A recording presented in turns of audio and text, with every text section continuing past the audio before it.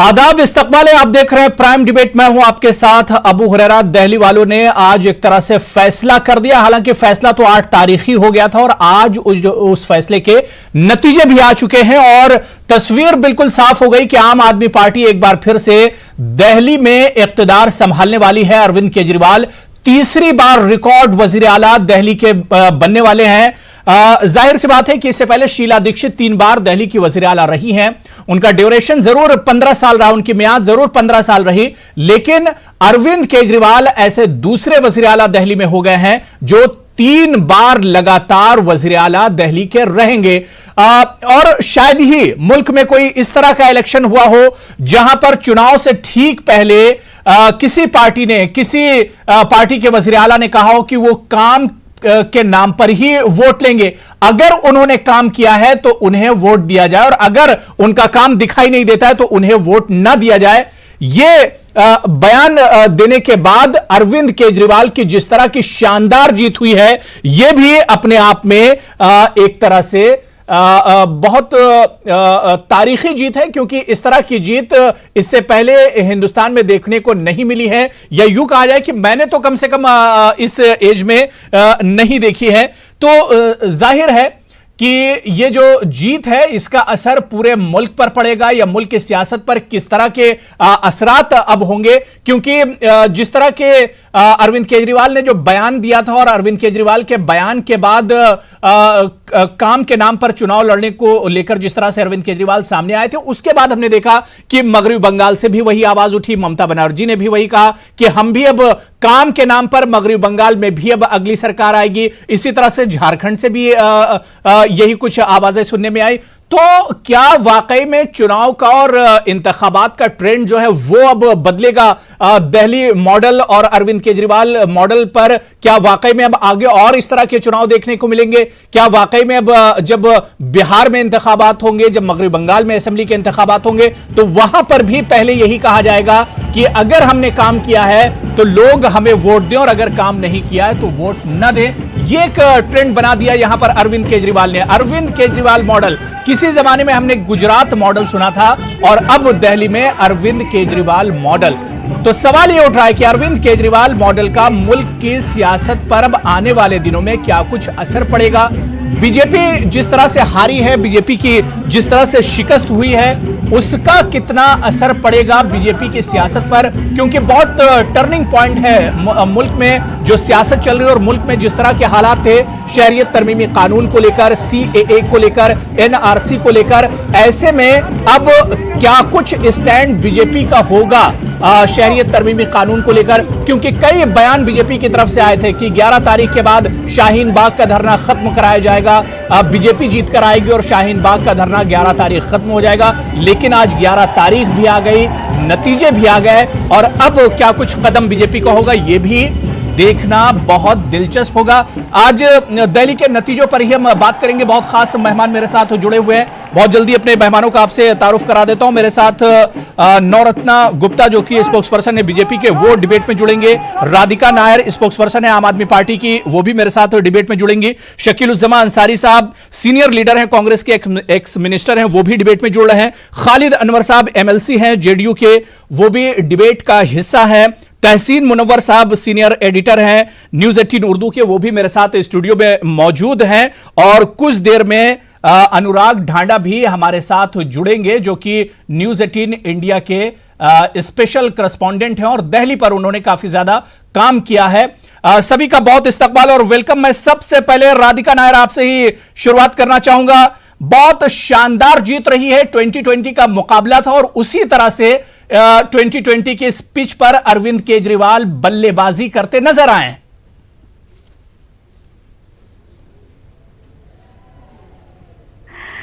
जी मुझे तो लगता है कि बल्लेबाजी शायद दिल्ली के लोगों ने की है। ये मैच भी उनका था, नतीजा भी उन्हें ही चाहिए था, खिलाड़ी भी उन्होंने ही निकाले थे। तो मुझे लगता है ये प्रजातंत्र की जीत है, ये लोगों की जीत है। जी, ये मैं राधिका नायर जी, मैं थोड़ा सा रोकना चाहूंगा। अरविंद केजरीवाल इस वक्त पब्लिक से खिताब कर रहे हैं, सबसे पहले मैं उनका बयान सुनवा देते हैं।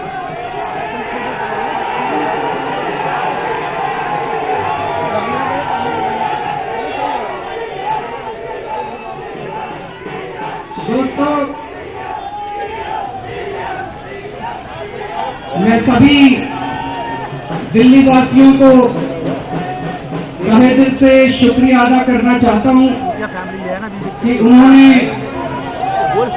तीसरी बार अपने बेटे पे भरोसा किया। ये जीत मेरी जीत नहीं है, ये सभी दिल्ली वासियों की जीत है। ये दिल्ली के हर उस परिवार की जीत है जिसने मुझे अपना बेटा समझ के, जिन्होंने मुझे अपना बेटा मान के हमें जबरदस्त समर्थन दिया, इतना वोट दिया। ये हर उस परिवार की जीत है जिनको दिल्ली में 24 घंटे बिजली मिलने लगी है। ये हर उस परिवार की जीत है जिनके बच्चों को अच्छी शिक्षा मिलने लगी है। ये हर उस परिवार की जीत है जिनके लोगों का दिल्ली में अस्पतालों में अच्छा इलाज होने लगा है। दिल्ली के लोगों ने आज देश में एक नई किस्म की राजनीति को जन्म दिया है, एक नई राजनीति को जन्म दिया है जिसका नाम है काम की राजनीति। दिल्ली के लोगों ने अब संदेश दे दिया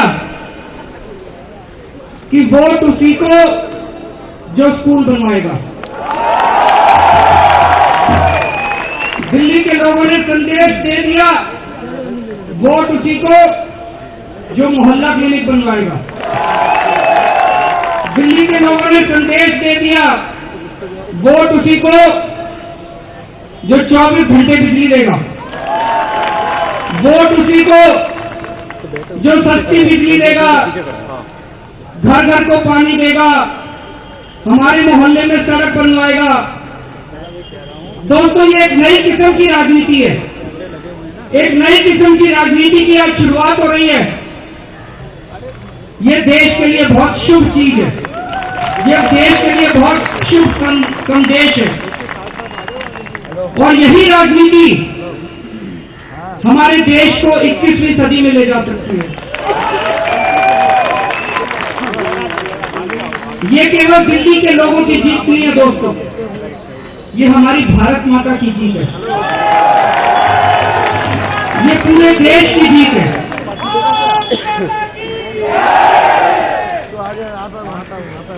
आज मंगलवार है,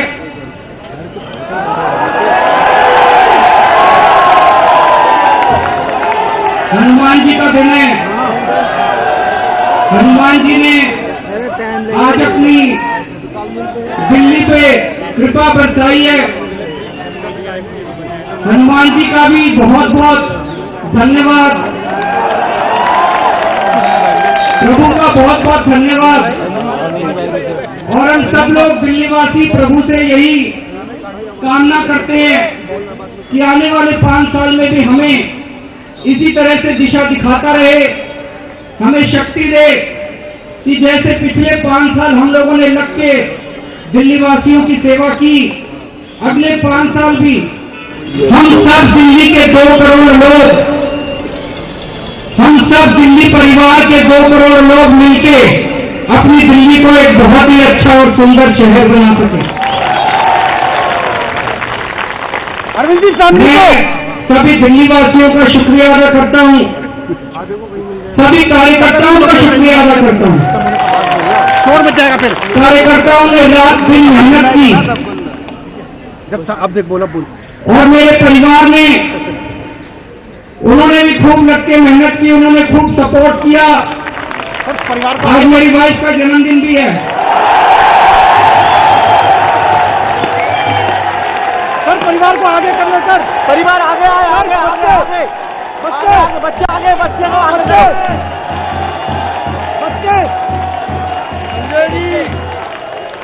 सर, बच्चे आगे करो, बच्चे आगे करो। मैंने तो केक खा लिया, आप सबको भी खिलाइए। आप सब लोगों का बहुत बहुत शुक्रिया। अपने को बच्चे दिल्ली के लोगों ने बच्चे आगे दिल्ली के लोगों ने बड़ी उम्मीदों से संजय अपने परिवार ने बच्चे सीटें दी है।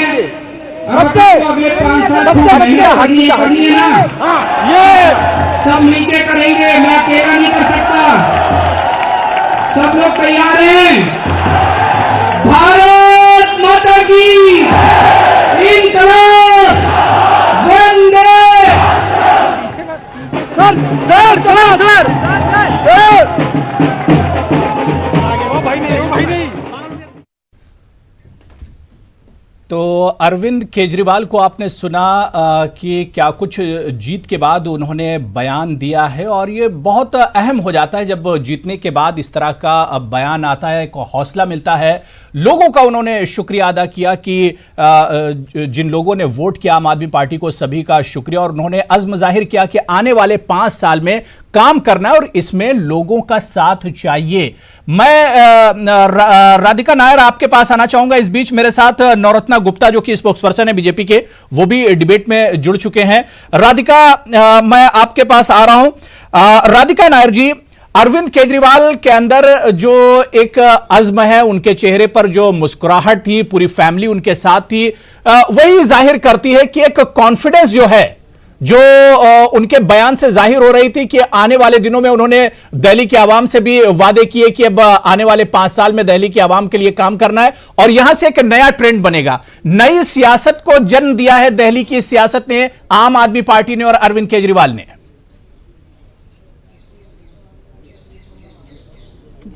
जी सर, ये आज का दिन हम सब कार्यकर्ताओं के लिए बहुत ही खास दिन है, क्योंकि ये सपना 8 साल से हमारे मन में जीता जागता एक सपना था कि किसी दिन हम इस काबिल बनेंगे कि जो बात हम रख रहे हैं राजनीति में, जिस किस्म की राजनीति हम देश में उजागर करना चाहते हैं, वो देश भर में प्रचलित हो, वही देश का स्टैंडर्ड बने, वो देश का बेंचमार्क बने, ताकि हम सही मायनों में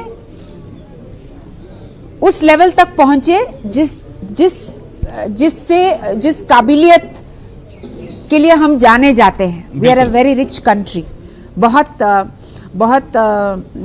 खूबसूरत देश है हमारा मुल्क बहुत खूबसूरत है।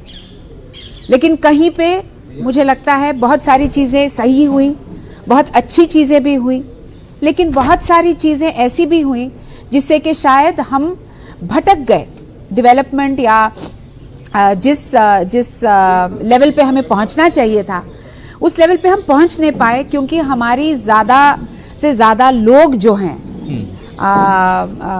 वर्किंग क्लास के लोग जो हैं, वर्किंग क्लास तबके के लोग जो हैं, जो हमारे पिरामिड, इकोनॉमी की पिरामिड होती है, उसका फाउंडेशन है। तो जब तक आपका बेस जो है स्ट्रांग नहीं होगा, आप पिरामिड कैसे बनाएंगे? सही है ना। शायद हम ऊपर से नीचे तक का कुछ बिल्डिंग या कुछ सपना बना रहे थे। तो हमें खुशी है कि 8 साल बाद ही सही, 2011-12 में जब से इंडिया अगेंस्ट करप्शन जो मूवमेंट शुरू हुआ और हमने फिर सरकार बनाई, 49 दिनों की सरकार बनाई, उन 49 दिनों में असर इतना रहा कि दिल्ली के लोगों को समझ में आ गया कि कुछ तो बात है यहाँ जो अलग है, और उन्होंने मौका दिया। दे टुक अ लीप ऑफ फेथ, जिसे कहते हैं ना। कुछ ज्यादा काम का ब्यौरा नहीं था, लेकिन उन्होंने विश्वास जताया। और हमें जो है आज हम भगवान से, अल्लाह ताला से सबसे शुक्रगुजार हैं कि हमें शक्ति दी, हमें जो है हौसला दिया कि हम लोग सब काम कर पाए 5 साल और लोगों की उम्मीदों पर खरा उतर पाए, और एक ऐसी किस्म की राजनीति चलाने की जो है हम जुर्रत कर पाए, जिसमें के बहुत इंसानों के मूलभूत सुविधाओं की जो है बात हुई, और उन मूलभूत सुविधाओं को हम रिटर्न ऑन टैक्स के तौर पे दे पाए।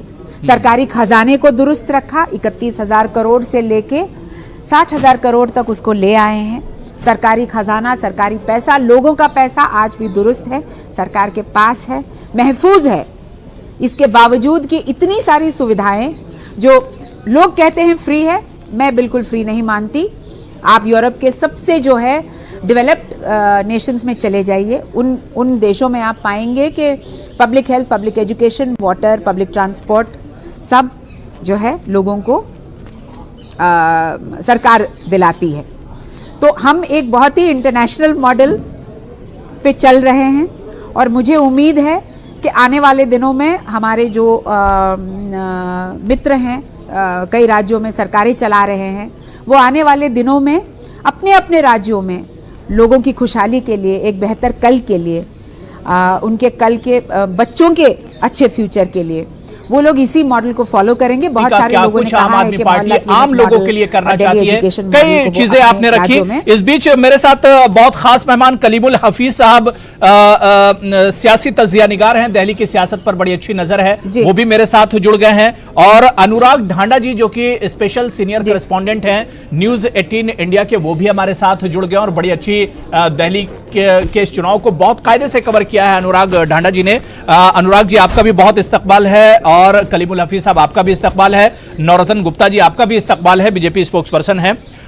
मैं अनुराग ढांडा जी आपके पास आना चाहूंगा। जीतने के बाद अरविंद केजरीवाल का जो बयान आया, उन्होंने कहा कि इस जीत ने मुल्क की जो सियासत है उसका ट्रेंड जो है वो एक तरह से बदल दिया है, या यूं कहा जाए कि एक नई सियासत, नई पॉलिटिक्स को यहां से उसकी शुरुआत होगी, एक नई पॉलिटिक्स की। देखिए, कल बिल्कुल इन्हीं शब्दों में यही बात कही थी आपने। हम यहाँ से कह करके उठे थे कल जब हम चर्चा कर रहे थे कि ये एक नई विचारधारा की शुरुआत है, और उसी लाइन पर आज अरविंद केजरीवाल ने यह ऐलान भी कर दिया कि ये उनकी विचारधारा है। अभी तक ये कहा जाता था कि आम आदमी पार्टी ठीक है, चुनाव जीती है, ठीक है, वो ये बिजली फ्री दे रही है, पानी फ्री दे रही है, लेकिन विचारधारा क्या है? तो विचारधारा का जो सवाल था आज उसका जवाब दे दिया है कि वेलफेयर स्टेट की जो विचारधारा है वो आम आदमी पार्टी की विचारधारा है, और ऑल्टरनेटिव पॉलिटिक्स इसी विचारधारा पर आम आदमी पार्टी करने की कोशिश करेगी। कल भी हमने यही आंकड़े सामने रखे थे बिल्कुल कि अगर मुस्लिम बिल्कुल एक तरफा वोट कर रहा है, अगर सिख वोट देखें वो एक तरफा जा रहा है, क्रिश्चियन वोट देखें, मतलब एक माइनॉरिटी ने एक पूरा स्टैंड ले लिया कि वो बीजेपी को किसी स्थिति में सपोर्ट नहीं करेंगे, और जो हिंदू वोटर है उसमें अलग अलग डिविजन्स थे, वो साफ तौर पर ये देख रहा था कि मुझे फायदा कहां पर हो रहा है। तो ये पहले से नजर आ रहा था, और मैं यही बात कर रहा था जब हम चर्चा कर रहे थे कि ये बीजेपी का सिर्फ ओवर कॉन्फिडेंस है, वो 3 दिन की जो जिल्लत थी ना उससे बचने की कोशिश कर रही थी बीजेपी, और आज जब आंकड़े आए तो उन्होंने कह दिया कि हमने स्वीकार कर लिया जी मैंडेट। लेकिन अगर वो पहले दिन मान लेते एग्जिट पोल में तो 3 दिन तक आप सब लोग सुनाते उनको यहां पर स्टूडियो में बिठा के। बिल्कुल। मैं नौरत्न गुप्ता जी आपके पास आना चाहूंगा। आखिर जिस सियासत की, जिस पॉलिटिक्स की शुरुआत अरविंद केजरीवाल ने की थी, और जब दिल्ली चुनाव की तारीखों का ऐलान हुआ उस वक्त अरविंद केजरीवाल ने जो बात कही थी कि अगर हमने काम किया तो मुझे दिल्ली वाले वोट दें वरना ना दें, आखिर इस पॉलिटिक्स पर, इस सियासत पर बीजेपी ने शुरू से काम क्यों नहीं किया? बीजेपी के पास बहुत कुछ दिल्ली में कहने को था, एमसीडी, डीडीए, वहां की सिक्योरिटी, बहुत कुछ था, लेकिन आखिर बीजेपी अरविंद केजरीवाल के नक्शे कदम पर या काम के नाम पर बीजेपी ने वोट क्यों नहीं मांगा?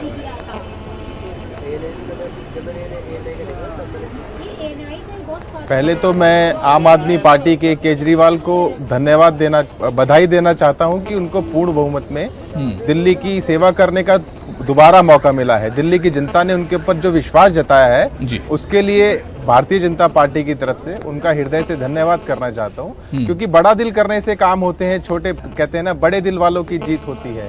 तो एक बार उनको इस बहुमत के लिए दिल्ली की जनता का पुनः धन्यवाद। लेकिन जहां तक बात है काम की, तो आपने देखा होगा पिछले कई समय से जो काम करने चाहिए थे वो भी नहीं किए, और जो काम उन्होंने नहीं भी किए, आज तो ये बात आज तो ये बात मत बोलिए कशी का शायद नौरत्न गुप्ता जी, नतीजे आपके सामने हैं, आज तो कम से कम ये बात मत बोलिए। भारतीय जनता निश्चित, क्या हार में क्या जीत में किंचित नहीं भयभीत में, संघर्ष पथ पर जो मिला वो भी सही, ये भी सही। तो भारतीय जनता पार्टी हर तरीके से अब दोबारा से विपक्ष में बैठ करके और जोर से आवाज उठाएगी, और दिल्ली की जनता के लिए दोबारा वो अपने नए पैरामीटर्स जो राष्ट्रीय अध्यक्ष जी तय करेंगे, उन चीजों के ऊपर दिल्ली की जनता फिर से एक आक्रामक भूमिका में आकर के दिल्ली की जनता के लिए दोबारा आवाज नहीं। तो बीजेपी अरविंद केजरीवाल और आम आदमी पार्टी की जीत से क्या कुछ सबक लेगी या नहीं लेगी? कुछ सीखेगी या नहीं सीखेगी? अभी आज सुबह तक जो केजरीवाल, जो आम आदमी पार्टी इलेक्शन कमीशन के ऊपर सवाल उठा रहे थे, मेरा उनसे सिर्फ एक ही जवाब है, क्या अगर ये आंकड़ा पलटा होता तो वो इलेक्शन कमीशन को बधाई देते या उनकी इसी रिजल्ट? ये बात तो देखिए कहने की हुई, ये बात तो कहने की हुई कि आंकड़ा पलटा होता तो ये होता, ये बयान आता, ऐसा होता। लेकिन जो आपके सामने अब तस्वीर है, जो नतीजे आ चुके हैं, दिल्ली वालों ने जिस तरह से सर आंखों पर बिठाया है अरविंद केजरीवाल को, आम आदमी पार्टी को, उस पर बात कीजिए नवरत्ना जी। दिल्ली के मैंडेट को भारतीय जनता पार्टी ने अपनी हार के रूप में स्वीकार किया है। कहीं ना कहीं कमियां रही नहीं, लेकिन ये तो पूछ लीजिए कि वो पाकिस्तान अब जो है वो बिहार वाले चुनाव में जाएगा या खत्म है बस मामला उसका? पाकिस्तान अब बिहार तो नहीं चला जाएगा। 20-25 भाई साहब, 20 नहीं, नवरत्न गुप्ता जी, अनुराग ढांडा जी कह रहे हैं कि अब ये पाकिस्तान क्या बिहार के चुनाव में ट्रांसफर हो जाएगा? वो दिल्ली में तो जगह मिली नहीं पाकिस्तान को, तो क्या बिहार चला जाएगा? मैं कुछ कहना चाहूंगी। जी मैं राधिका जी आ रहा हूँ। शुरू से चुनाव जी नवरत्न जी, आपने बधाई दी, बहुत बहुत शुक्रिया आपका। मैं दो बातें कहना चाहूंगी सर। अभी आपने कहा कि एक सक्षम अपोजिशन का काम होता है कि एक आक्रामक जो है नजरिया लेना। मैं आपसे ये बात कहना चाहूंगी कि हम लोग सब बचपन से जब से बड़े होते आए हैं, कॉन्स्टिट्यूशनल मोरालिटी की बातें सुनते आए हैं। तो we are all great believers in the constitution. जो सही है सर वो सही है, जो गलत है वो गलत है। हमें 2-3 चीजें ऐसी नजर आई जो कि कॉन्स्टिट्यूशनल मोरालिटी के खिलाफ। एक बात ये हो गई, बहुत ही दर्दनाक चीज है ये, कौन सा क्लॉज है मैं नहीं जानती, इलेक्शन कमीशन के लॉज ये कहते हैं कि इलेक्शन होने के 1 साल बाद तक वीवीपैट के फिजिकल रिकॉर्ड्स दुरुस्त रखे जाने चाहिए। लोकसभा के वीवीपैट रिकॉर्ड्स डिस्ट्रॉय कर दिए गए हैं 6 महीने के अंदर। ये गलत बात हुई तो हमने उस मुद्दे को उठाया। दूसरी बात, इस देश में इतना बड़ा जो है इलेक्शन का जो है एक प्रोसेस चला। तो आज तो ईवीएम छोड़ दीजिए, आप तो ईवीएम अच्छी होनी चाहिए आपके लिए। इलेक्शन खत्म होने के कुछ घंटों के अंदर मैं आपको यही बात बोल रहा हूँ, मैं आज यही बात बोल रहा हूँ कि इतना बड़ा मैंडेट आने के बाद भी, इतना बड़ा मैंडेट आने के बाद भी अगर आप इलेक्शन कमीशन की बात करेंगे तो मुझे शायद इसके ऊपर एक शर्म आती है। ऐसी सिर्फ 70 असेंबली सीट्स जहां हैं। राधिका जी, मैं आपको वही बता रहा हूँ कि आप लोकसभा की बात कर रहे हैं। लोकसभा में केंद्र में मोदी जी के जनाधार, मोदी जी के काम के ऊपर वोट मिला था। मैं यही पूछना चाहता हूँ कि क्या यही वोट, क्या यही परसेंटेज? ठीक है, मैं नवरत्न गुप्ता, मैं आपके पास आऊंगा। मैं राधिका नायर जी, लगातार हम देख रहे हैं कि आम आदमी पार्टी के खेमे में जश्न मनाया जा रहा है। आपके घर के बाहर भी मुझे लग रहा है कि ढोल नगाड़े जो है वो लगातार बजाए जा रहे हैं और लगातार जश्न मनाया जा रहा है। उसकी आवाज भी लगातार आ रही है। जब आप बोल रही हैं तो आपके घर के बाहर से जश्न मनाने की आवाजें आ रही हैं, ढोल नगाड़ों की आवाजें आ रही हैं। आम आदमी पार्टी आज एक तरह से इस जीत पर जश्न मना रही है पार्टी। मैं खालिद अनवर साहब आपके पास आना चाहूंगा। खालिद अनवर साहब, शानदार जीत के बाद जब अरविंद केजरीवाल लोगों के सामने निकल कर आए तो उन्होंने सबसे पहले एक चीज जो कही वो यही कही कि अब मुल्क की सियासत का जो अंदाज है वो बदलेगा, या यूं कहा जाए कि अब एक नई सियासत जन्म लेगी मुल्क में। देखिए, सही बात यह है कि अरविंद केजरीवाल और उनकी टीम मुबारकबाद की मुस्तहिक है कि उन्होंने एक लाइन पे काम किया, एक नए विचारधारा को जन्म दिया। लेकिन इसके साथ साथ ये समझने की ज़रूरत है कि अरविंद केजरीवाल की जीत जो हुई है जी, वो इस वजह से जीत हुई है कि उन्होंने दिल्ली वालों का काम किया है। और अब अगर काम के ऊपर सियासत होती है, राजनीति होती है, तो देश का भला होगा और ऐसे लोग जो नफरत की सियासत करते हैं, जो बिना काम किए तरह तरह की बातें करते हैं और तरह तरह की वाहियात खुराफात जबानों का इस्तेमाल करते हैं। आपकी अलायंस पार्टी है, देख लीजिए खालिद अनवर साहब, बोलने से पहले थोड़ा सा सोच लीजिए। बीजेपी आपकी अलायंस पार्टी है, एनडीए का हिस्सा है। जेडीयू जो है आपकी, वो एनडीए का हिस्सा है। नहीं, बीजेपी अलायंस पार्टी है, लेकिन जनता दल यूनाइटेड एक पॉलिटिकल पार्टी है, वो कोई किसी का हिस्सा उस्सा नहीं है। और बीजेपी आप दिल्ली में ही लड़े साथ में, है, बिहार में है, यहाँ अलायंस में है। जेडीयू 3-4 सीटों पर चुनाव लड़ रही थी, तो आप तो साथ में ही लड़े हैं बीजेपी के। नहीं, जनता दल यूनाइटेड 2 सीटों पे इलेक्शन लड़ी थी और नीतीश कुमार आए थे कैंपेन करने के लिए। उन्होंने आकर के यही बात कही कि हमने काम किया बिहार में और यहां भी हम काम करेंगे। हमको उन्होंने कोई वाहियात खुराफात बात नहीं की। जिन लोगों ने की, मैं उनके बारे में कह रहा हूं। अबू हुरैरा साहब, देखिए एक बात समझिए, जनता दल यूनाइटेड एक पॉलिटिकल पार्टी है, बीजेपी एक पॉलिटिकल पार्टी है। दोनों के नजरियात अलग हैं, दोनों की विचारधारा अलग अलग है। हम लोगों का इत्तेहाद इस बात पे है कि डेवलपमेंट हो, और अगर डेवलपमेंट से अलग हट करके कोई पॉलिटिकल लीडर, कोई पॉलिटिकल पार्टी के लीडर्स अगर बात करते हैं तो हम कैसे उनकी तारीफ कर सकते हैं, कैसे उनकी तायद कर सकते? नहीं कर सकते उनकी तायद। गठबंधन टूट रहा है क्या फिर? खालिद अनवर साहब, डांडा जी पूछ रहे हैं कि क्या फिर बिहार में क्या जो आपका गठबंधन जो इत्तेहाद है वो टूट जाएगा?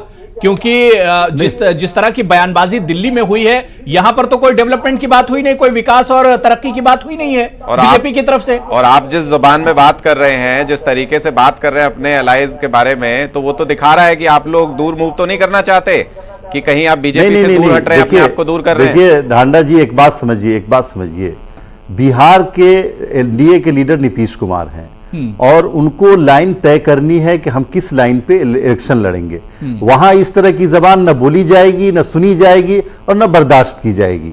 हम नीतीश कुमार ने काम किया बिहार में, अरविंद केजरीवाल ने यहां काम किया। नहीं तो गिरिराज सिंह नीतीश कुमार ने काम किया और काम की बुनियाद पर हम वोट मांगेंगे वहां पे। हम नीतीश कुमार हमारे लीडर हैं, एनडीए के लीडर हैं और उनको तय करना है। वो इस तरह की बातों पे आपने देखा, दो इलेक्शन कैंपेन किया, 2 प्रोग्राम में यहाँ का नीतीश कुमार कभी इस तरह की बात कर सकते हैं? ना बर्दाश्त कर सकते हैं, बिल्कुल नहीं कर सकते। और अलायंस टूटने उठने की बात नहीं है। हम नीतीश कुमार की लीडरशिप में है बिहार में। खालिद अनवर साहब, इतना तो आप मान लीजिए कि दिल्ली के बाद बारी अब बिहार के चुनाव की है, और इस चुनाव का सबसे ज्यादा जो असर पड़ने वाला है वो सबसे पहले बिहार पे ही पड़ेगा। खालिद अनवर साहब, बहुत ही अच्छा असर पड़ेगा। जेडीयू और नीतीश कुमार को करना है, आपकी पार्टी को करना है कि अरविंद केजरीवाल के मॉडल पर काम किया जाए या अमित शाह के मॉडल पर काम किया जाए, नरेंद्र मोदी के मॉडल पर चुनाव लड़ा जाए? देखिए, वहां नीतीश कुमार का अपना मॉडल है, न वहां किसी और के मॉडल की जरूरत नहीं हमको। और आपको ये पता होगा कि हिंदुस्तान की तमाम रियासतों में बिहार अकेली रियासत है जो सबसे टॉप पे है ग्रोथ के मामले में।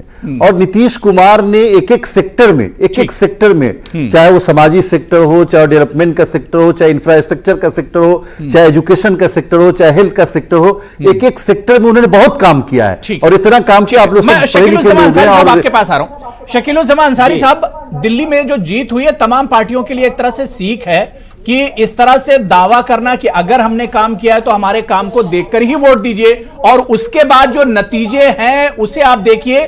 क्या कांग्रेस ने सबक सीखा आम आदमी पार्टी की इस जीत से?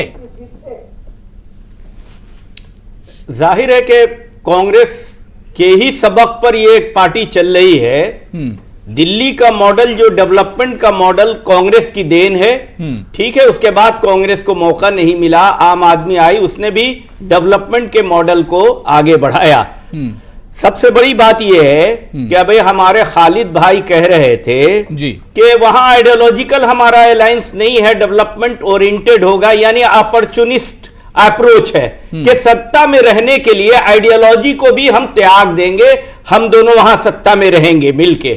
तो अब देखिए, अब बीजेपी भी ये बात पर एग्री होती है कि नहीं कि वहां भी एनआरसी और सीए का मुद्दा उठेगा कि नहीं? शकीलुज़्ज़मान अंसारी साहब, मैं दिल्ली के चुनाव की बात कर रहा हूं, आज के नतीजों पर मैं बात कर रहा हूं कि जिस तरह से आपने कहा कि आम आदमी पार्टी के नक्शे कदम पर, कांग्रेस के नक्शे कदम पर आम आदमी पार्टी चल रही, जो इतनी शानदार जिसकी जीत रही है, कांग्रेस ने आखिर क्या सीखा?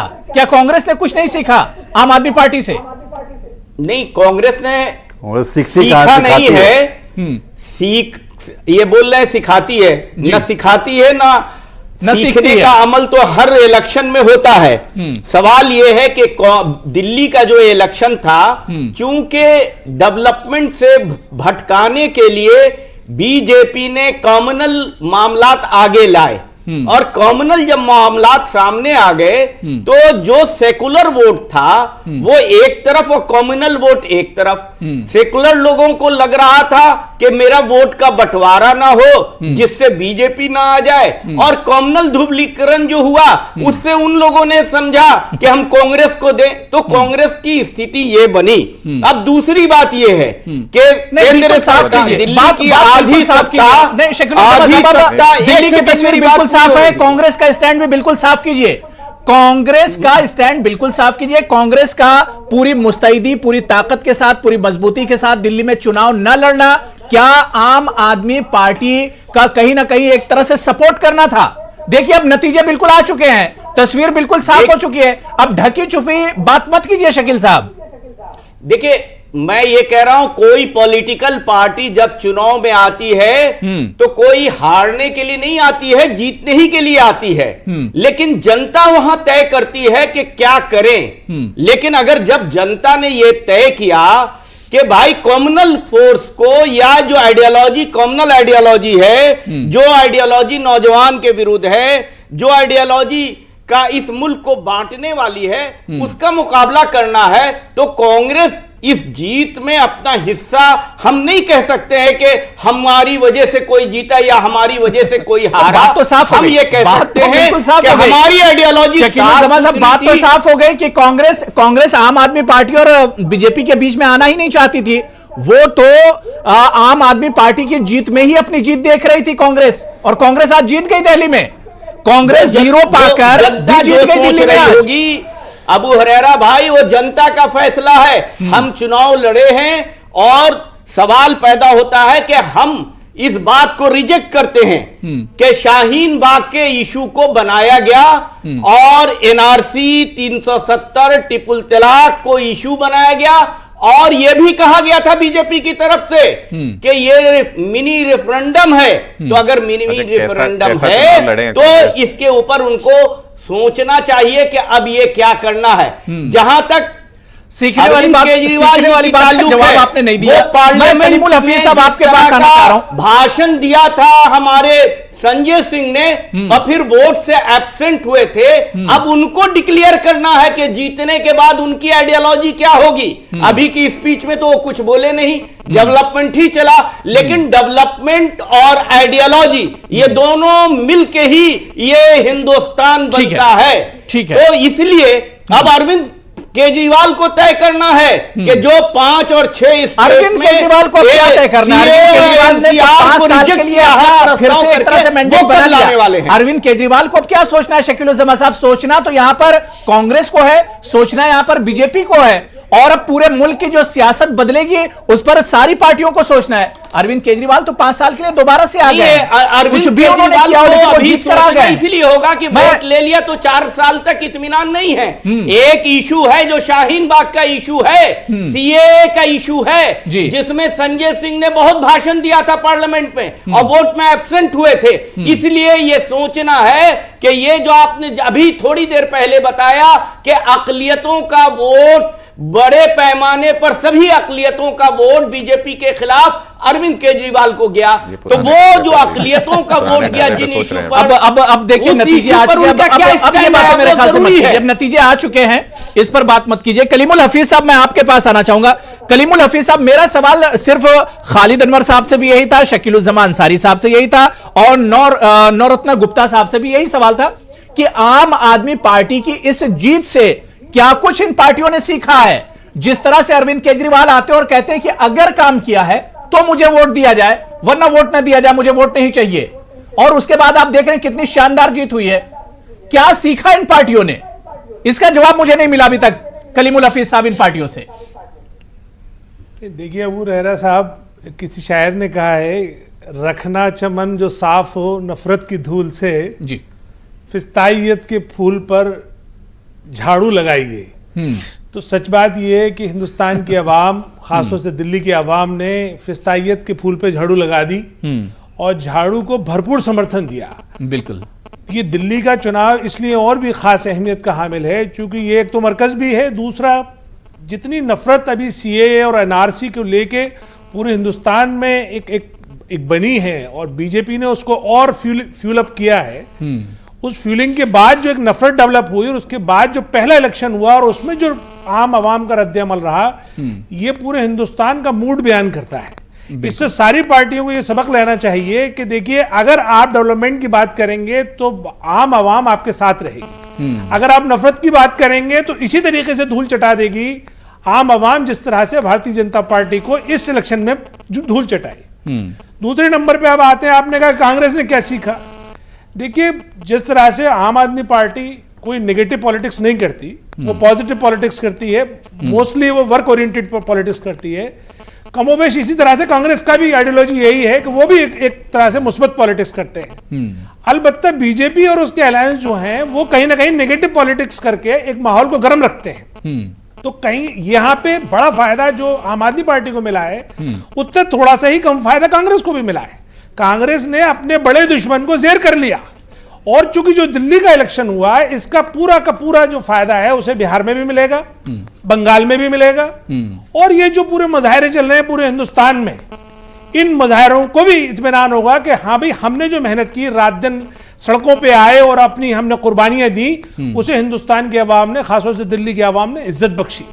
तो अब जो नैरेटिव है, जो बीजेपी जिस नैरेटिव पे अपना कब्जा जमाई हुई थी, यानी राष्ट्रवाद, जो झूठा राष्ट्रवाद था, बिल्कुल उसकी हवा निकली जी, नफरत की फजा छटी, डेवलपमेंट मॉडल ऊपर आया, और उससे भी ज्यादा जो बाद में जो जहरीली जुबानें बोली गई थी, उसका क्या शानदार जवाब दिया दिल्ली की आवाम ने, यह काबिल दिल्ली वालों ने इसका जवाब दे दिया। जी ढांडा जी, बेहतरीन जवाब। मैं इस स्टाइल ऑफ पॉलिटिक्स को जिस तरीके से पार्टियां देख रही हैं जी, वो सही अभी भी उसको एनालाइज करने को तैयार नहीं है। देखिए, इस चीज को इस तरीके से समझिए, दो महत्वपूर्ण बातें हैं। जी जी, आप हमेशा ये क्यों कहते हैं कि कांग्रेस पर आरोप लगाती है बीजेपी की उसने अपीजमेंट पॉलिटिक्स किया, तो इसको, इस चुनाव के मैंडेट को आप ये भी मान सकते हैं कि अपीजमेंट पॉलिटिक्स और डेवलपमेंट पॉलिटिक्स में से दिल्ली के माइनॉरिटी ने, मैं स्पेसिफिकली कह रहा हूं कि दिल्ली के माइनॉरिटी ने अपीजमेंट पॉलिटिक्स और डेवलपमेंट पॉलिटिक्स में से डेवलपमेंट पॉलिटिक्स को चूज किया। यही एक नया रास्ता है जिस पर आम आदमी पार्टी अपनी बुनियाद खड़ी करने वाली है। जिस विचारधारा की बात मैं कर रहा हूं वो महत्वपूर्ण इसलिए है क्योंकि कांग्रेस और बीजेपी अभी इसको समझ नहीं रहे। अभी वो सिर्फ इसी में फंसे हुए हैं कि एक तरफ बीजेपी हिंदुत्व का एजेंडा लेकर चल रही है, कांग्रेस कहती है कि हम सांप्रदायिक नहीं हैं, हम बिल्कुल सबको साथ लेकर के चलते हैं। उसमें कहीं ना कहीं अपीजमेंट आ जाती है कि हम मुस्लिम के साइड खड़े हो जाएंगे या माइनॉरिटी की साइड खड़े हो जाएंगे। आम आदमी पार्टी कहती है ना, हम शाहीन बाग के साथ खड़े हैं। आप अरविंद केजरीवाल का एक बयान दिखाइए, पूरे चुनाव कैंपेन में मनीष सिसोदिया ने बोल दिया था, और बोलने का नतीजा देखिए कि बमुश्किल अपनी सीट बचा पाए मनीष सिसोदिया, बिल्कुल, क्योंकि पोलराइज हो गया उससे पूरा माहौल। अरविंद केजरीवाल एक एजेंडा लेकर ये चल रहे हैं कि वो पोलराइज होने वाली बात ही नहीं करेंगे, ना इस तरफ ना उस तरफ। जब फायदा होगा तो दोनों का होगा, जब नुकसान होगा तो दोनों का होगा। तो अरविंद केजरीवाल वो तस्वीर दिखाना चाहते हैं अपनी विचारधारा के जरिए कि वो एक डेवलपमेंट की पॉलिटिक्स कर रहे हैं जिसमें हिंदू, मुस्लिम, सिख, ईसाई वो सब नजर नहीं आता है। जिसको भी फायदा होगा वो सबको फायदा होगा। बिल्कुल। तो दिल्ली इंतखाबात के नताज आम आदमी पार्टी के लिए बड़े शानदार रहे हैं। बीजेपी और कांग्रेस को मायूसी हाथ लगी है, लेकिन सवाल ये उठ रहा है कि आम आदमी पार्टी की जो पॉलिटिक्स है, तीसरी बार अरविंद केजरीवाल अब दिल्ली के सीएम बनेंगे, और अरविंद केजरीवाल ने खुद जीत के बाद बयान दिया था कि अब मुल्क में एक नई किस्म की सियासत की शुरुआत होगी। सवाल ये उठ रहा है कि इस नई किस्म की जो सियासत होगी इसके मुल्क पर असरात क्या होंगे। केजरीवाल जो मॉडल है या काम की राजनीति जो मॉडल है, इसका मुल्क की सियासत पर क्या कुछ असरात होंगे, ये जाहिर सी बात है कि अब देखने वाला होगा कि मुल्क की दूसरी रियासतों में इसके क्या कुछ असरात पड़ेंगे। आने वाले दिनों में बिहार में इंतखाबात होने वाले हैं, चुनाव होने वाले हैं, वहां बिहार के चुनाव पर क्या कुछ असरात होंगे, दिल्ली के इस चुनाव पर, या इसके अलावा मगरबी बंगाल के अगर चुनाव होंगे तो वहां पर किस तरह के असरात होंगे। ममता बनर्जी का बयान आया है कि बल्कि यूं कहा जाए कि अरविंद केजरीवाल ने जो काम किया था, अब उन्हीं के काम पर कई रियासतें चलने लगी हैं। ममता बनर्जी ने अपने यहां कई यूनिट बिजली फ्री करने का ऐलान कर दिया। झारखंड में इसी तरह से अब कदम उठाया जा रहा है। तो क्या वाकई में जो अब अरविंद केजरीवाल मॉडल होगा या दिल्ली की सियासत का जो मॉडल होगा, क्या इसका मुल्क की सियासत पर भी असर पड़ेगा?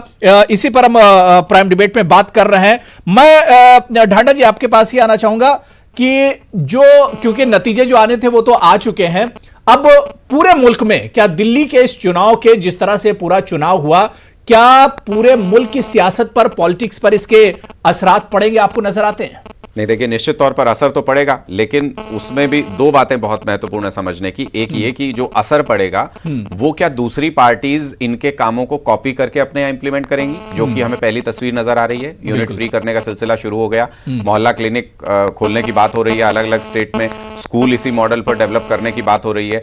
एक तो ये तस्वीर है, ये सिर्फ उस कॉपी करने वाली बात है कि दूसरी पार्टियां इसको कितना कॉपी करके कितना फायदा ले पाती हैं। लेकिन क्या दूसरी पार्टियां इसी तरीके से पैसा बचा करके, जो अरविंद केजरीवाल दावा करते हैं, वो ये मॉडल तभी इंप्लीमेंट हो सकता है जब आप 25% बजट दे देंगे एजुकेशन को, 25% दे देंगे हेल्थ को, तो स्टेट का 50% बजट दे पाएगी कोई गवर्नमेंट? पहले तो ये देखने वाली बात है। दिखावा कर सकते हैं लेकिन क्या दे पाएंगे? दूसरी सबसे महत्वपूर्ण बात कि इससे आम आदमी पार्टी का तो कोई फायदा नहीं होगा।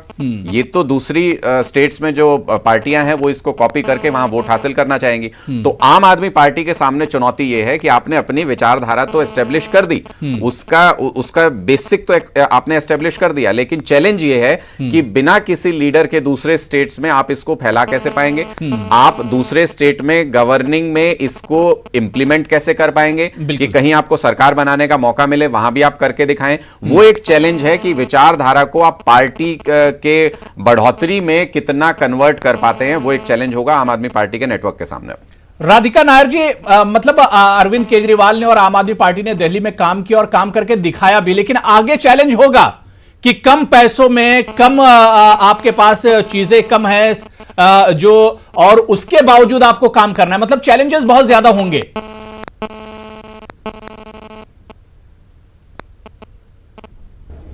जवाब देना चाहूंगी और आप लोगों ने बहुत ही दिलचस्प जो है डिस्कशन पॉइंट छेड़ दी है जी। मैं आपको याद दिला दूं कि आम आदमी पार्टी जो है एंटी करप्शन मूवमेंट से निकलकर उभर कर आने वाली एक पार्टी है, राइट? तो हमारा ये सबसे मूलभूत विश्वास ये है कि आप अगर अच्छी राजनीति करना चाहते हैं तो आपको एक नॉन करप्ट, ऑनेस्ट और एफिशिएंट गवर्नमेंट डिलीवर करनी है। तो ये बात मैं बता दूं कि ये सिर्फ इनोवेशन, इंटेंट की बात नहीं है, इंटेग्रिटी की भी बात है। ये सिर्फ प्रोसेस की बात नहीं है या पॉलिसी की बात नहीं है, ये ईमानदारी और सच्चाई से सरकारी खजाने को, पब्लिक फंड्स को बहुत ही अजीज समझकर उसको बचा के रखकर, उसमें हाथ ना डालकर, उसमें से एम्बेजलमेंट और पिल्फरेज ना करते हुए उसको बचाकर चलाने वाली सरकार की बात है ये। दूसरी चीज मैं बता दूं, हमें बहुत ज्यादा खुशी होगी अगर दूसरी सरकारें हमारी स्कीम्स को इम्प्लीमेंट करना चाहें। इनफैक्ट हमने एक प्रेस कॉन्फ्रेंस में ये कह भी दिया था कि जो चैलेंजेस हमें आए, जो लर्निंग कर्व हमें एक्सपीरियंस करना पड़ा, चूंकि वो नई स्कीम्स थी तो कई चैलेंजेस थे, कुछ चीजें ट्राई करते थे, कुछ बन पाती थी, कुछ चीजों में नाकाम रहे तो फिर उसको दूसरे तरीके से डिजाइन करते थे। हमारी एक्सपीरियंसेस सब एक डोमेन, नॉलेज डोमेन में, डॉसियर में बंद है और हम बिल्कुल बेझिझक दूसरे स्टेट्स के साथ ये शेयर करेंगे, दूसरी पार्टियों के साथ। सेंटर के साथ शेयर नहीं करेंगे थे कि ये देश की उसी दिल्ली में आम आदमी पार्टी सेंटर की गवर्नमेंट है, उसे शेयर नहीं करेगी आम आदमी पार्टी। लेकिन ने अपना फॉर्मूला क्या सेंटर की गवर्नमेंट को नहीं देगी आम आदमी पार्टी? सर अगर वो बोले तो सही, वो बोल बिल्कुल सर, अगर वो कल को कहें कि हम एमसीडी के स्कूलों को बदलना चाहें, हम बेखौफ बेझिझक उनके साथ शेयर करेंगे सर। ये देश के बच्चों के कल का नवरत्ना गुप्ता जी, मेरे तुम्हारे बहुत देर से आप रिएक्शन देना चाह रहे थे, मैं देख रहा था। नवरत्ना गुप्ता जी, मैंने पहले भी आपसे सवाल किया था कि अरविंद केजरीवाल या आम आदमी पार्टी की जो जीत है, क्या इससे बीजेपी कुछ सीख नहीं सकती है?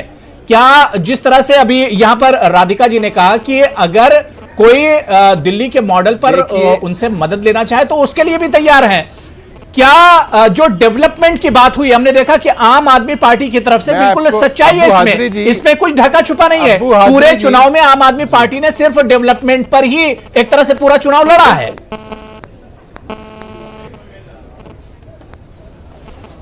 सर सरकारें अपना काम करें तो हम लोग रिटायर होकर घर चले जाते हैं। चुनाव किस तरीके से और किस चीज पर लड़ा गया है। जी गुप्ता जी कंटिन्यू। राधिका जी पहले तो आप एक बात देखिए कि मीठा मीठा गप गप और खारा खारा थूक, ये तो कोई बात नहीं होती ना। आपने बोला कि केंद्र सरकार मदद नहीं करती है, आप एक बात बताइए, वही केंद्र सरकार 5 साल पहले भी थी जो 6 महीने के अभी से 6 महीने पीछे भी के वही केंद्र सरकार थी। आपकी काम करने की नियत होती नहीं है, उसके बाद में आप बोलते हैं कि केंद्र सरकार काम करने नहीं देती। नवरत्न गुप्ता जी, नवरत्न गुप्ता जी, मैंने इस वजह से कहा कि आम आदमी पार्टी से बीजेपी को सीखना चाहिए, क्योंकि लगातार बीजेपी को झटके लग रहे हैं। पिछले 4-5 चुनाव में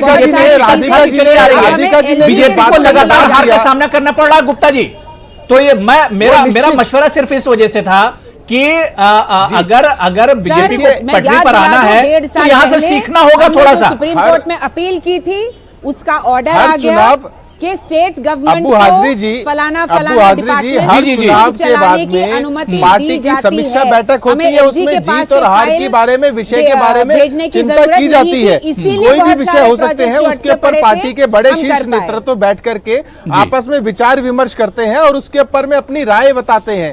देखिए दिल्ली की जनता, अभी मैं आज सुबह भी किसी चैनल आप लोगों के माध्यम से ही मैंने आम आदमी पार्टी के प्रवक्ता से एक बात पूछी थी, क्या अगर रिजल्ट बीजेपी के पक्ष में आता है तो वो भी इलेक्शन कमीशन को दोष वो आता है, क्या आएगा क्या नहीं आएगा, अब वो तस्वीर देखिए साफ हो गई। अब आपको सीधे सीधे बात करनी चाहिए। अब कहां घुमा फिरा कर बात कर रहे हैं गुप्ता जी? ठीक है गुप्ता जी, अब कहां घुमा फिरा कर बात कर रहे हैं? अब तो नतीजे आ गए, तस्वीर साफ हो गई, केजरीवाल फिर से सीएम बन रहे हैं, अब उस पर बात करनी चाहिए। और अगर अरविंद केजरीवाल मॉडल से, दिल्ली मॉडल से कुछ सीखने को मिल रहा है, मेरे ख्याल से उसमें कुछ बुराई नहीं है। लोकसभा में आया था बिल्कुल बिल्कुल, क्या कहा आम आदमी पार्टी, उसमें कोई कुछ नहीं कह सकता है, ज्यादा बयान दे सकता है। मैंने ये देश का सवाल है सर। हाजरी जी निश्चित, हाजरी जी हाजरी जी निश्चित उसके ऊपर बधाई सबसे पहले मैंने केजरीवाल सरकार के लिए दी है कि हाँ भाई ठीक है, केजरीवाल सरकार को पूर्ण बहुमत के लिए बधाई है। वो दिल्ली की जनता की जो उम्मीदें हैं उनके ऊपर वो खरा उतरे। ऐसा नहीं है कि खरा नहीं उतरते तो दोबारा उन्हें फिर मौका क्यों मिलता? अगर खरे नहीं उतरते तो मौका क्यों मिलता? मैं खालिद अनवर साहब आपके पास आ रहा हूं। खालिद अनवर साहब, जो मैंने शुरुआत की थी ब्रेक के बाद और मैंने ढांडा जी से सवाल किया था कि मुल्क की सियासत पर क्या वाकई में इस जो नया मॉडल अब सियासत का मुल्क में एक तरह से उभरा है दिल्ली चुनाव के बाद, इसका असर क्या मुल्क की सियासत पर क्या होगा? अब बिहार में चुनाव होने वाले हैं, क्या वहां पर भी अब इसी तरह के चुनाव होंगे? देखिए, ये नया मॉडल आपको लग रहा होगा अरविंद केजरीवाल जी ने जो अपनाया है यहाँ पे जी। आप अबू हुरैरा साहब, आपको मालूम होगा कि 2015 में जब इलेक्शन हुआ था, उस वक्त नीतीश कुमार पहले मुख्यमंत्री थे जिन्होंने लोगों को ये कहा था कि मैंने जो काम किया उसके बदले मुझे वोट दीजिए, अगर मैंने काम किया तो वोट दीजिए। काम के नाम पे वोट मांगने की सियासत ये बहुत अच्छी है जो अरविंद केजरीवाल जी ने अपनाई है, लेकिन ऐसा नहीं है कि पहले लीडर हैं जिन्होंने अपनाया है। नीतीश कुमार इससे पहले कई बार कह चुके हैं, कई इलेक्शन में उन्होंने ये किया है। और ये इस लाइन पे चलना बहुत ज़रूरी है देश की तरक्की के लिए कि काम के नाम पे आप वोट मांगिए और काम की बात कीजिए, समाज की तरक्की की बात कीजिए और इधर उधर की बातों में खामखा मुल्क को मत फंसाइए, मत उलझाइए। ये तो होना चाहिए। मतलब डेवलपमेंट की ही बात होनी चाहिए। मैं टाइम मेरे पास बहुत कम है। मैं शकीलुज़्ज़मान अंसारी साहब आपके पास आना चाहूंगा। शकीलुज़्ज़मान अंसारी साहब, क्या आपको लगता है कि अब एक नई सियासत देखने को मिलेगी? 2015 में भी बड़ी शानदार जीत आम आदमी पार्टी की रही थी और उसके बाद हमने देखा कि शुरू में तो अरविंद केजरीवाल थोड़ा सा भटके थे आम आदमी पार्टी, लेकिन आखिर में उन्होंने अपनी सियासत का तरीका भी बदला था। क्या आपको लगता है कि इस सियासत का जो दिल्ली मॉडल है, इसका असर अब मुल्क की सियासत पर पड़ेगा? लोग यहां से सीखेंगे, जो वोटर हैं वो भी अब सीखेंगे। दिल्ली मॉडल के वोटर्स के जो फैसले हैं जी, वो तो जनता लेगी। अब दिल्ली मॉडल के इतना किसी स्टेट के पास पैसे नहीं है जीएसटी का कि वो किस तरह से काम और कैसे खर्च करेगी। जी। ये अलग सब्जेक्ट है। सवाल पैदा ये होता है कि दिल्ली मॉडल डेवलपमेंट के साथ वो इन इशू पर भी जो है, जो संविधान पर आज खतरा है, देश पर जो खतरा है, वो दोनों इशू मिला के ये मॉडल बना है। आप किसी एक को अलग कर दीजिए तो ये मॉडल नहीं है। और मॉडल यहां से शुरू होता है, झारखंड से, बात कही आपने, महाराष्ट्र से यहां दिल्ली आया और वो आइडियोलॉजी आगे जाएगी, बिहार तक जाएगी। अब हमारे भाई को बड़ी परेशानी है, ये आइडियोलॉजी आगे जाएगी तो ये रहेंगे उस आइडियोलॉजी के साथ और मॉडल दिखाएंगे डेवलपमेंट का नहीं होगा बिहार में। कलीमुल हफीज साहब, ठीक है कलीमुल हफीज साहब, जो बात शकीलुज्जमा साहब कह रहे हैं कि डेवलपमेंट के मॉडल के अलावा अगर संविधान और दस्तूर बचाने की बात आ जाए तो क्या अब अरविंद केजरीवाल, जबकि तस्वीर साफ हो चुकी है, अभी तक शाहीन बाग का नाम नहीं लिया था, अभी तक उन्होंने CAA पर उनका इस तरह से खुलकर बयान नहीं आया था, क्या अब वो सारी चीजें साफ होंगी आम आदमी पार्टी की तरफ से और अरविंद केजरीवाल की तरफ से?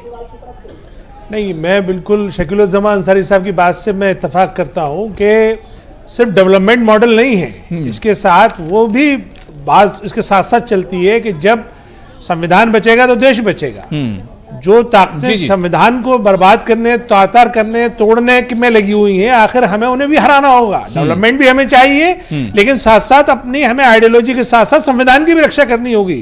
तो अब अरविंद केजरीवाल साहब को भी अपना नजरिया साफ करना होगा कि आखिर ये जो एक माहौल बनाया गया जिसमें उन्होंने प्रो और अगेंस्ट कर दिया पब्लिक को, उन्हें भी तय करना होगा वो किस तरफ है।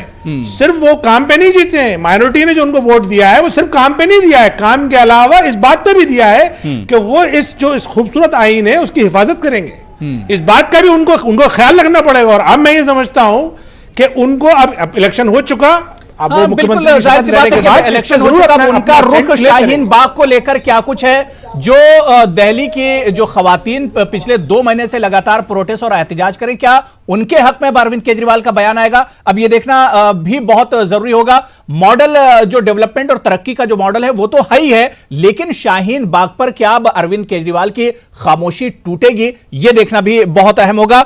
सभी ने बड़ी अच्छी बातचीत हुई आज के चुनाव पर और आज के नतीजों पर। सभी का बहुत बहुत शुक्रिया, खासतौर से नवरत्ना गुप्ता जी, राधिका नायर जी, शकीलुज्जमा अंसारी साहब, खालिद अनवर साहब, कलीमुल हफीज साहब और मेरे साथ स्टूडियो मौजूद बहुत खास मेहमान ढांडा जी। सभी का बहुत बहुत शुक्रिया प्राइम डिबेट में जुड़ने के लिए। आदाब।